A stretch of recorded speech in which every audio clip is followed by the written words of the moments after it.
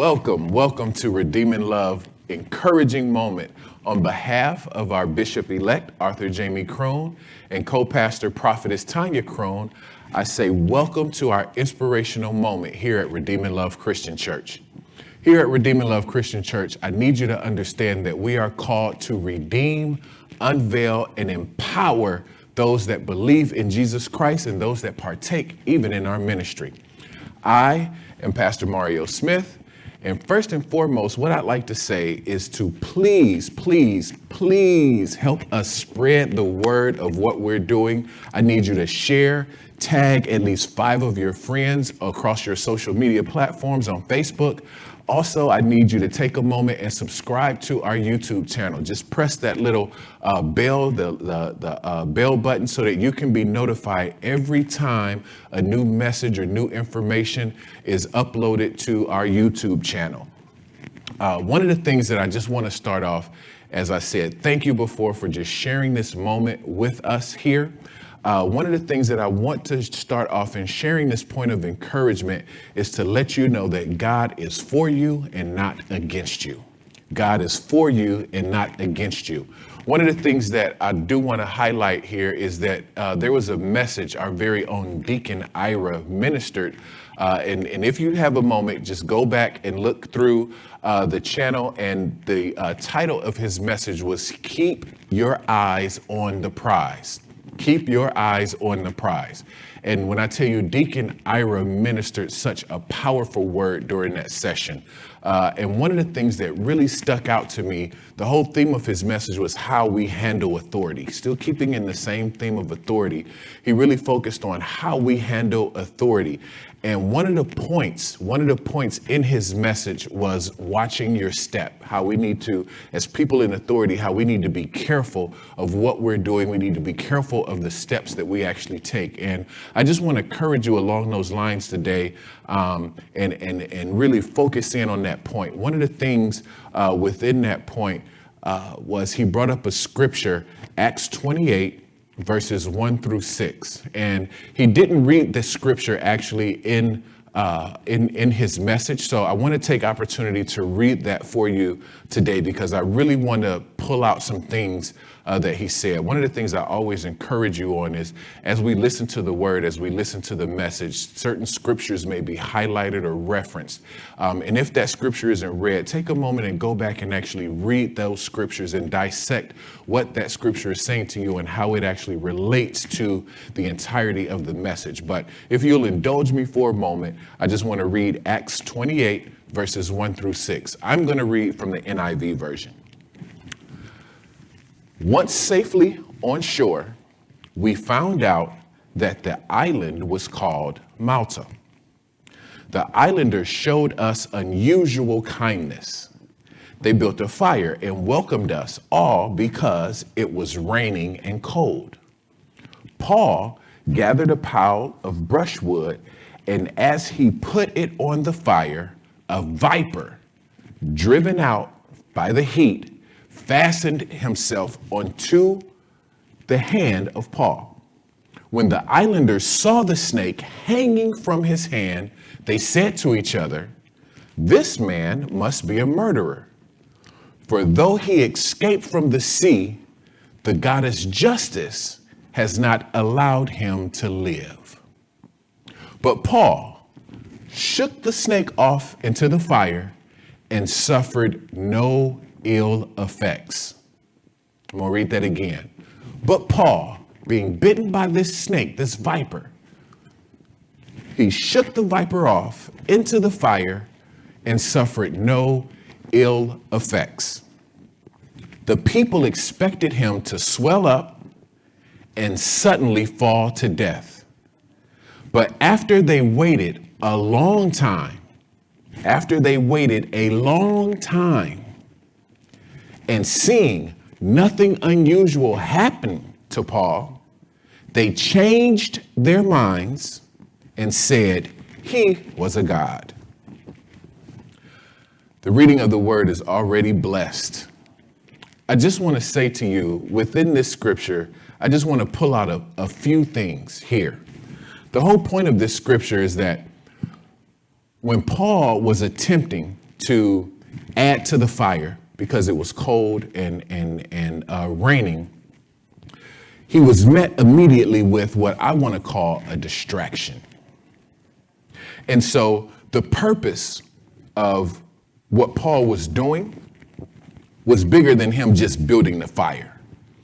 This was but a moment in time on a larger journey that Paul actually had. Paul had a mission that was bigger than actually building this fire. Paul's experience was more than building this fire. What Paul was charged to do, what he was charged to accomplish, the success of his mission was more than just building this fire. However, in doing this small little assignment, there was a distraction that came up. And this viper bit and hung onto Paul's hand. And when Ira mentioned this in his message, it caused me to really do a little bit of research because I immediately began to correlate the snake biting Paul with distractions that we find ourselves battling against in our own lives. And so I did a little lookup and I found out that there are 7,000 venomous snakes recorded currently right now on the face of this earth. There are 7,000 venomous snakes. We, as children of God, as people of God, we have about 7,000 things that can distract us from the will of God. We have about 7,000 things that can pull us off course or change the way we think or distract us from completing God's mission. And the thing about it is we cannot allow those distractions to put us in a state where we fall off course from what God is really trying to do. And I'm going to tell you why. The thing is, we have to be mindful that when a snake bites you, there are symptoms that are associated with that snake bite. And Ira tapped onto these during his message. There are symptoms that come along with having a snake bite. And I only want to focus on a few as it pertains to our mission, the things that God has charged us with, the things that God has put in our heart to be successful in that we find ourselves being distracted of. I want to just correlate the snake bite with distractions in your life. And one of the symptoms of a snake bite is blurred vision. Now, keep in mind, there's hundreds and hundreds of symptoms with these 7,000 different snake bites, but I just want to focus on a few that make sense for the point that I'm trying to bring of encouragement on today. The first symptom I want to talk about in a snake bite is blurred vision. What is it that God has put in your spirit? What is it that God has given you the ability to cast vision for? What is it that you're able to see the end of? While you're still at point A, you're seeing Z. You have vision for this thing. And a lot of times we'll allow these distractions to blur our vision, to throw us off course, to keep us from getting from point A to point Z in the mission that God has put on our heart. We can't allow the snake bite to give us blurred vision. The next symptom I want to talk about that happens when you get bit by a venomous snake is some snakes' venoms can cause paralysis, can cause you to completely freeze up and stop. It attacks your muscles and your ability to be able to move and function the way that you want to. You may be given the message from your mind to say, arm, I need you to move, but the venom from that snake can cause paralysis to take place. How many times have we allowed the distractions of God not the distractions of God, but how many times have we allowed the distractions in our life to throw us off course from what God has charged us to do, from what God has allowed us to do? How many times have we stood stagnant and still, based upon the circumstance and situation that we find us in, we freeze up and panic, and we don't get anything accomplished because we're frozen from this circumstance that's in our way. The next symptom I want to talk about is numbness. A snake bite can bring numbness. That's one of the worst states to be in is to be in a circumstance or situation or have a distraction in your life that you become numb to. Because when you become numb, you don't really realize or feel the pain or impact or negative effect of what that thing is doing because you have become numb to the situation. When you have numbness on your body, that means that that area has no sensation or feeling. It has altered your sense of touch and feeling at that point, and you don't know the impact or harm you may be causing to yourself. Numbness is one of the worst things that can happen to us in a situation of a symptom of a snake bite. And finally, the worst symptom of a snake bite is death.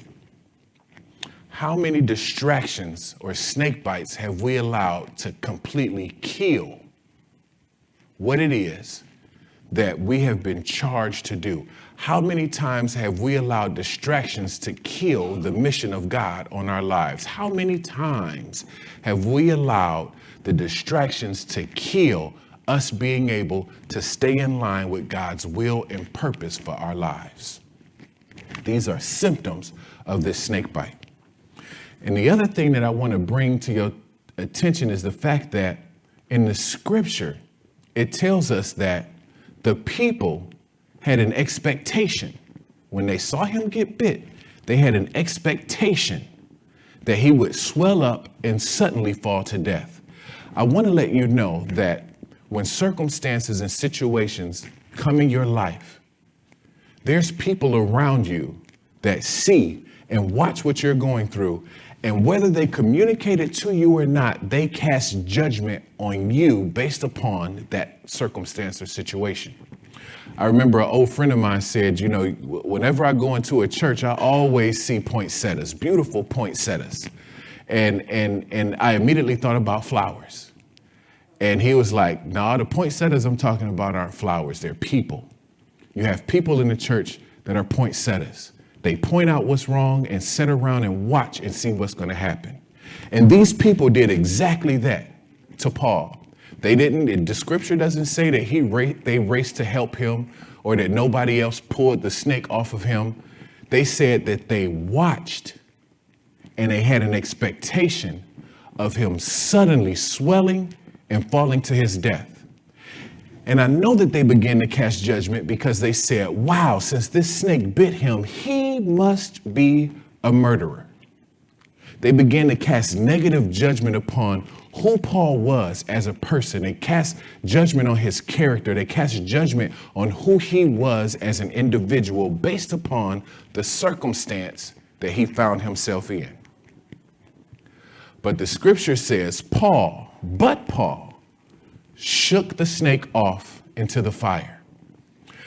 When I found the website that talked about the 7,000 venomous snakes that's documented on the face of this earth, and it began to talk about the symptoms of these snake bites, in the next section of that site, it began to talk about things that you need to do when you're bitten by a snake. And I found it interesting that the first thing that they said that you need to do is to remain calm.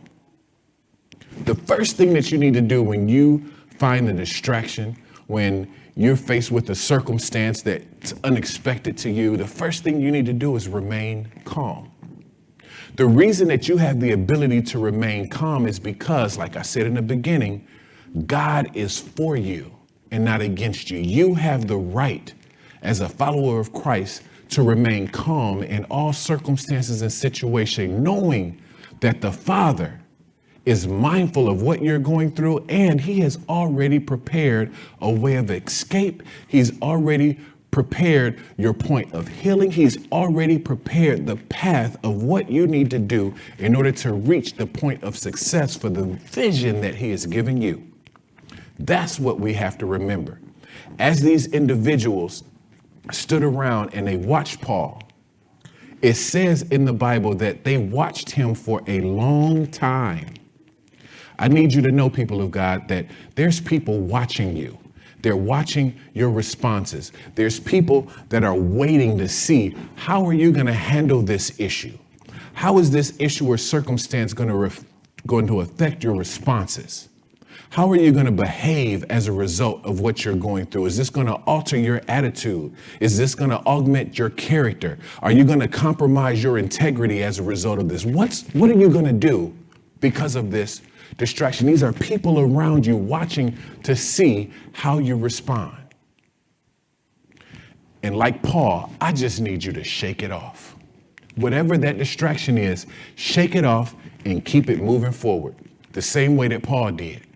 And as those people around you continue to watch, those people that have cast judgment on you, those people that are waiting for you to swell up and die, as they continue to watch you and see the manifestation and power of God upon your life and how you prevail through this situation and circumstance, it's going to change how they think about you, but not only you, but how they think about the God that you serve. See, I don't blame the people who cast judgment or sit around and watch and do nothing.